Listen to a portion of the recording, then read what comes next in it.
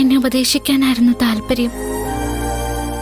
പക്ഷെ എന്നെ ശരിക്കും മനസ്സിലാക്കിയത് പ്രിയൻചേട്ടൻ മാത്രം. പാറു ഈ പറഞ്ഞത് വളരെ സത്യം. നിന്നെ ഞാൻ ശരിക്കും മനസ്സിലാക്കിയിട്ടുണ്ട്. ഗന്ധർവനോട് നിനക്കുള്ള സ്നേഹം എനിക്കറിയാം.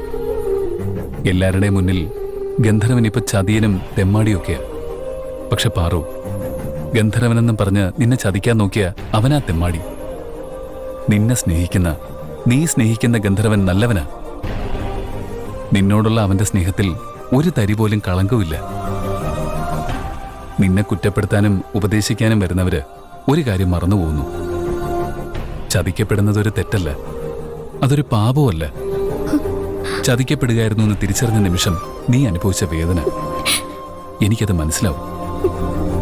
ഇപ്പോഴും നിന്റെ കണ്ണിൽ ആ സങ്കടം കാണാം. എന്തിനാ കരയുന്നേ? നന്ദന്റെ ശരിയായ മുഖം തിരിച്ചറിഞ്ഞപ്പോ നീ അവന്റെ കർണത്ത് ആഞ്ഞൊന്ന് പൊട്ടിച്ചില്ലേ? ആ നിമിഷം നീ ജയിച്ചു. ജയിച്ചവര് കരയാൻ പാടില്ല. കരയേണ്ടത് അവനാ, നന്ദൻ. പോലീസിന്റെ കയ്യിൽ നിന്ന് തല്ലും ചവിട്ടും ഒക്കെ വാങ്ങിക്കൂട്ടി അവനിപ്പോ കരയായിരിക്കും, നിലവിളിക്കായിരിക്കും. അതുകൊണ്ട് അവസാനിക്കുമെന്ന് എനിക്ക് തോന്നുന്നില്ല. എല്ലാം കുറിച്ചു വയ്ക്കുന്ന ദൈവം അവനുള്ള ശിക്ഷ നൽകാതിരിക്കോ? വൈകാതെ തന്നെ അവൻ അനുഭവിക്കും.